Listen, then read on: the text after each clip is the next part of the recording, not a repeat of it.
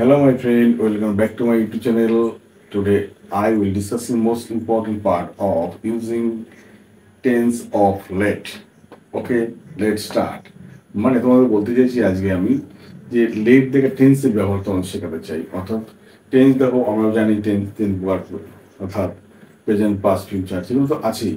এই পার্টটা বাদ দিয়েও কিন্তু টেন্সের কতগুলো ভাগ হয়, যতগুলো ভাগ ততগুলো টেন্স হয়। এই টেন্সই যদি বলা হয় আমি একদিনে শিখে যাবো, 10 মিনিট শিখে যাবো, কেউ বললো যে 30 মিনিট দেখুন টেন্সের কনসেপ্ট ক্লিয়ার করুন, একটা ভিডিও দেখা মতো টেন্সের কনসেপ্ট ক্লিয়ার হয়ে যাবে, এসব কিন্তু ভাবতে আমার কথাবার্তা কিন্তু ঠিক নয়। কিন্তু এগুলো টেন্স তোমাকে আস্তে আস্তে আগাতে হবে, ডিপলি আগাতে হবে, ভার্বগুলো চিনতে হবে, সেই ভার্ব অনুযায়ী তোমাকে কিন্তু টেন্সগুলোকে ক্লাসিফাই করতে হবে, তাহলে তোমার শেখাটা কিন্তু পরিপূর্ণ হবে। ঠিক আছে, আটকা তো শিখলে কিন্তু তোমার কখনোই পরিপূর্ণ শেখাটা হবে না। তাহলে আমরা শুরু করি। দেখো, লেট এর টেন্স। লেটের টেন্স আগে দেখিনি আমরা। লেটের দেখো, লেটে যদি আমরা দেখো V1 দেখি তাহলে হবে দেখো লেট। V2 দেখি আমরা তাহলে হবে কি লেটস। V3 দেখি আমরা তাহলে পাবো কি আমরা দেখো এখানে লেট। V4 দেখি আমরা তাহলে পাবো আমরা কি দেখো এখানে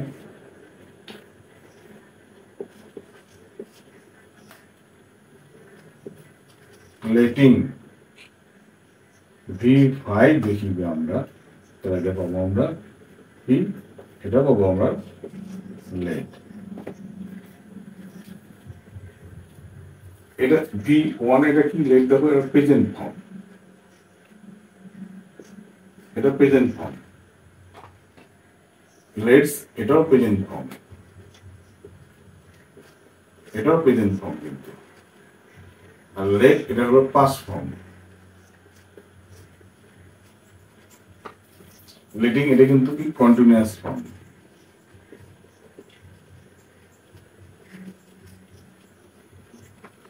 আর লেটস এটা হলো পাস্ট পার্টিসিপল ফর্ম।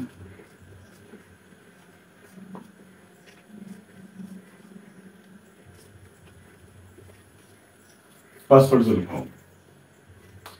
তাহলে আমরা কি দেখলাম, দেখো লেটটাকে আমরা কিন্তু 5টা ভাগে ভাগ করলাম। এইবার দেখো যদি দেখি নিয়ম অনুসারে, যদি আমরা এই পাস্ট পার্টিসিপল ফর্ম মানে কিন্তু এখানে ম্যান্ডেটরি কিন্তু ব্যবহার করতেই হবে, তোমাকে ব্যবহার করতে হবে হ্যাজ, হ্যাভ, হ্যাড ব্যবহার করতেই হবে। এখানে দেখো কন্টিনিউয়াস মানে কি ব্যবহার করতে হবে, ম্যান্ডেটরি করতেই হবে। সেখানে তোমার অ্যাম, ইজ, আর, ওয়াজ, ওয়ার ব্যবহার করতেই হবে কিন্তু। আর এই পাস্ট ফর্ম যেটা দেখছি আমরা, এটা যদি দেখি আমরা এর নেগেটিভ কি দিয়ে হবে, নেগেটিভ আমরা জানি ডিড নট বা ডিডন্ট। ইন্টারোগেটিভ বা নেগেটিভ ডিড নট বা ডিডন্ট দিয়ে করতে হবে বা ডিড দিয়ে করতে হবে।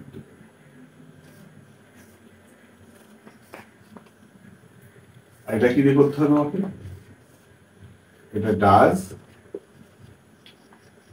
বা ডাজ নট। ঠিক আছে, এটা কি দিয়ে করতে হবে, এটা ডু অথবা ডোন্ট বা ডু নট।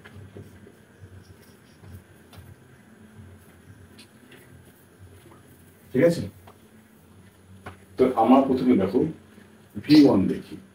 V1 দেখি দেখো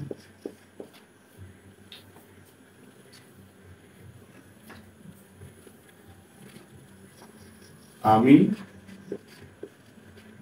তাকে যেতে দিলাম।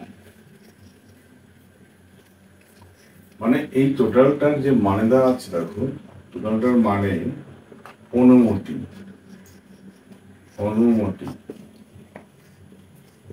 দেওয়া, ঠিক আছে? মানে কি দেওয়াচ্ছে? অনুমতি দেওয়া। আমি তাকে যেতে দিলাম, আই লেট হিম গো। আমি তাকে যেতে অনুমতি দিলাম।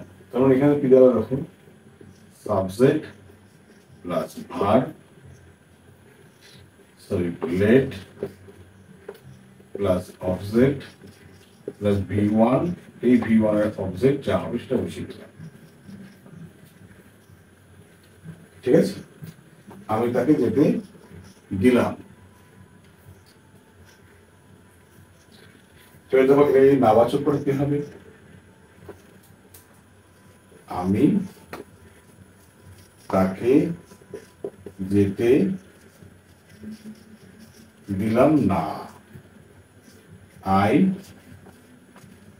Don't let him go. I don't let him go, আমি তাকে যেতে দিলাম না। প্রশ্ন লক্ষ্য করে কি হবে, আমি কি তাকে যেতে দিলাম, do I let him go, আমি কি তাকে যেতে দিলাম না, প্রশ্নবোধক নাবাচক, ডোন্ট আই লেট হিম গো। এইভাবে কিন্তু আমরা বাক্যগুলোকে সাজিয়ে নেব। ওকে, এবার ধরো আমাদের এটা হয়ে গেল। এবার ধরো আমরা কি করবো, এবার আমরা লিখব লেটের V2 শিখবো।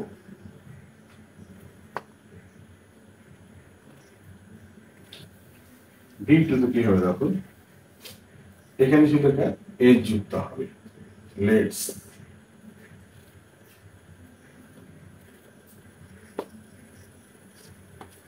সে আমাকে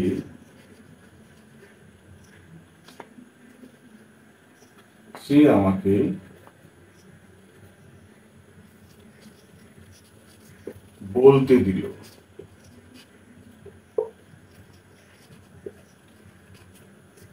সে আমাকে বলতে দিল, তোমার সঙ্গে বলা আমার অনুমতি দিল আমাকে, তাহলে he lets me to discuss, he lets me to discuss.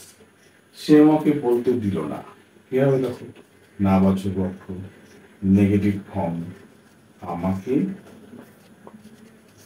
বলতে দিল না, হি ডাজ নট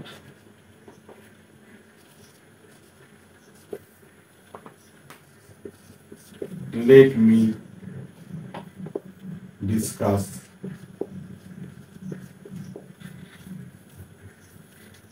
ডাজ ব্যবহার করলে তখন মূল ভাবের সাথে এস বা ইএসটা বাদ দিতে হয়, তখন লেখা যায় না, লিখতে হয় না। এই এস এর পরিবর্তে আমরা ডাজটা ব্যবহার করি, সেই কারণে বুঝলাম না। কিন্তু তো দেখো খুব সহজ কিন্তু বিষয়টা, যদি তুমি কঠিন করে নাও বিষয়গুলো তাহলে কিন্তু কঠিন হয়ে যাবে, সহজ করে ভাবো তাহলে বিষয়টা সহজ হয়ে যাবে। সে আমাকে বলতে দিল না, এবার বললাম সে কি আমাকে বলতে দিল, সে কি আমাকে বলতে দিল, does he let me discuss, does he let me discuss, সে কি আমাকে বলতে দিল না, ডাজন্ট বা does not he let me discuss. এইভাবে বাক্যগুলো বলো বা লেখো।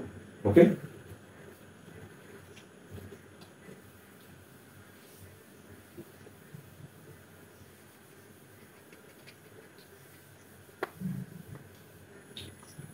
V3 দেখো কি আছে, লেট, অর্থাৎ এখানে subject plus let plus object plus V1 plus V1 এর অবজেক্ট যে থাকে অবশ্যই।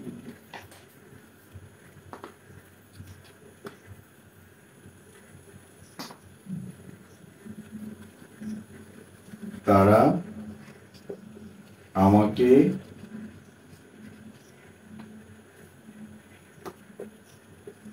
এটা খেতে দিল,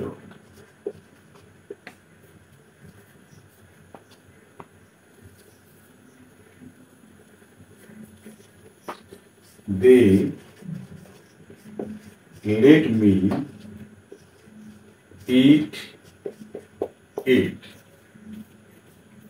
They let me eat it. Eight হলো খেতে দেওয়া বা খাওয়া, এইট মানে হলো এটা বা অবজেক্টের জায়গাটা। তারা আমাকে খেতে দিল না, তারা আমাকে এটা খেতে দিল না। They did not let me eat it. তারা আমাকে এটা খেতে দিল না। They did not but didn't let me eat it. তারা কি আমাকে এটা খেতে দিল? Did they let me eat it? তারা কি আমাকে এটা খেতে দিল না? Didn't they let me eat it? প্রশ্নবোধক নাবাচক বাক্য আমরা শিখে গেলাম। এইভাবে বাক্যগুলো স্টার্ট করতে হবে বা লিখতে হবে।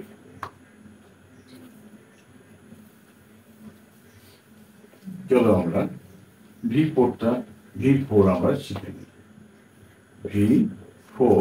V4 দেখো কি আছে।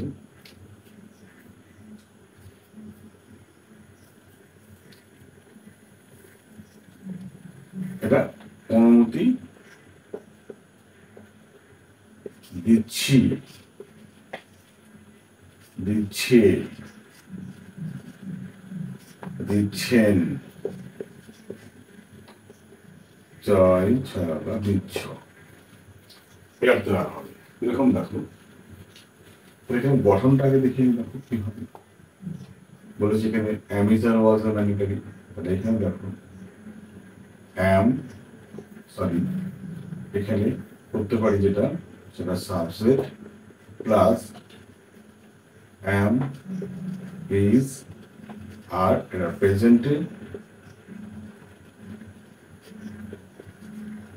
আর পাস্টে কি হবে ওয়াজ ওয়্যার, এটা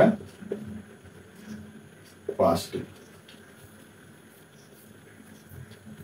তারপরে তোমার কি আসবে অবজেক্ট, তারপরে আসবে V1, তারপরে তোমার কি আসবে এখানে অবজেক্ট। এই V1 অবজেক্ট থাকলে অবশ্যই, ঠিক আছে।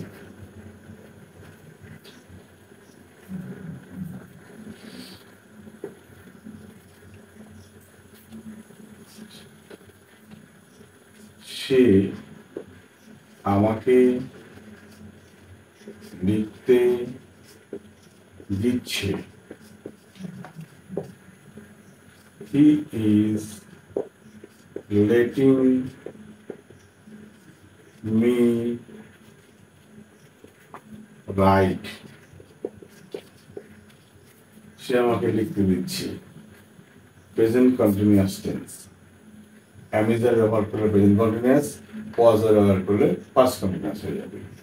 হি ইজ লেটিং মি রাইট, সে আমাকে লিখতে দিচ্ছিল, he was letting me right.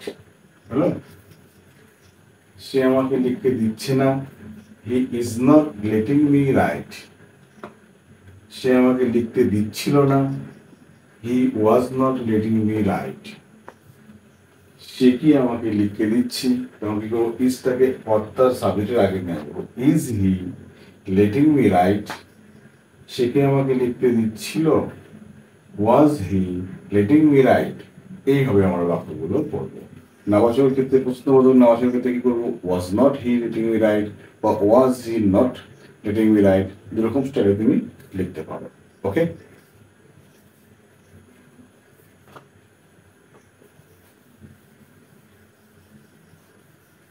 এবার আসি আমরা V5 আসি। এটা পারফেক্ট টেন্স ব্যবহার হয়, ঠিক আছে।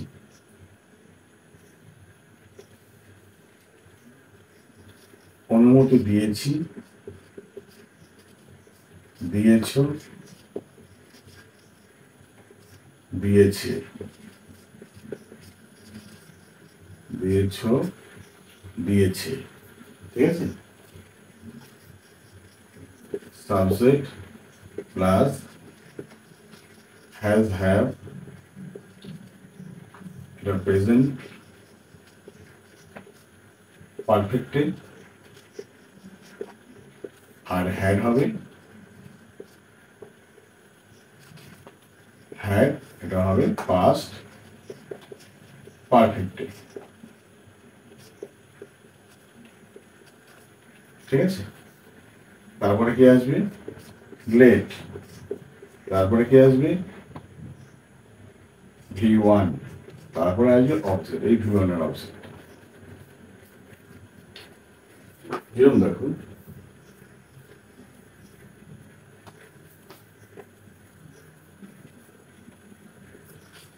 সে তোমাকে খেতে দিয়েছে। He has let you eat. He has let you eat. সে তোমাকে খেতে দিয়েছে, এটাই পাস্টে ফর্ম। সে তোমাকে খেতে দিয়েছিল। He had let you eat. সে তোমাকে খেতে দেয়নি, তাহলে কি হবে? He has not let you eat. He has not let you eat. সে তোমাকে খেতে দিয়েছিল না। He had not let you eat. এইভাবে ব্যবহার করবে। এখানে কর্তা যদি আই, উই, ইউ, দে, এগুলো পুরো নাম্বার হয়, কারণ হ্যাজ না লিখে আমরা কি লিখবো? হ্যাভ লিখবো। যেমন আমি তোমাকে খেতে দিয়েছি, এইভাবে আই হ্যাভ লেট ইউ ইট। এইভাবে বাক্যগুলো পরিবর্তন করতে হবে। এইভাবে যদি আমরা বাক্যগুলো আমরা পরিবর্তন করি, এইভাবে বাক্য টেন্সগুলো আমরা শিখি, তাহলে সহজেই আমরা টেন্স শিখে যাবো। আমাদের কিন্তু কোনো রকম স্পিক করতে, কারোর সঙ্গে কথা বলতে বা লিখতে আমার কোনো সমস্যা দেখা দেবে না। ওকে, আশা করি ক্লাসটা তোমাদের ভালো লেগেছে। আর ক্লাসটা তোমাদের কেমন লাগলো অবশ্যই কমেন্ট বক্সে জানাবে, বন্ধুদের শেয়ার করবে। ওকে, পরে দেখা যাচ্ছে নতুন কোনো ভিডিও নিয়ে, নতুন কোনো ক্লাসের সাথে। ওকে, বাই।